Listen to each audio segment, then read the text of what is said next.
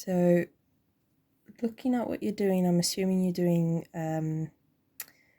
the UK treble crochet stitch.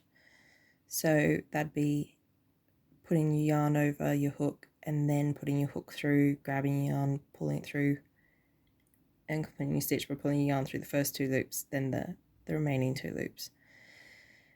So to change colour at the end of the row, do your stitch kind of like normal. So you've got your loop. So if you last stitch, wrap your yarn, put it through that last stitch, grab your yarn, pull through. So you've got your 3 loops, grab the black yarn or whatever colour yarn you're doing. I'm just using black because it's all I've got to hand.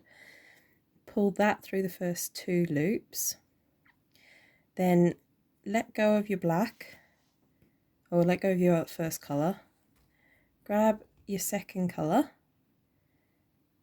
and just grab that as you would if you're working from, if you'd already been working with it. Just sort of hold the two tails together and complete the stitch with your new colour, and then do your 2 chain to turn. I actually recommend for what you're doing, but do what you've been doing. I would only chain 1 and then do your stitch into the same stitch at the end. I know most tutorials tell you to skip that first stitch and head to the second, so I will do the same. So chain 2, then just carry on.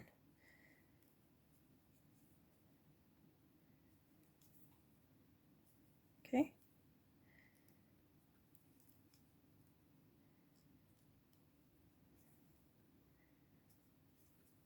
Hopefully that helps. Let me know if it does or doesn't. If it doesn't, I'll try and find another way to show you. Alright, have fun.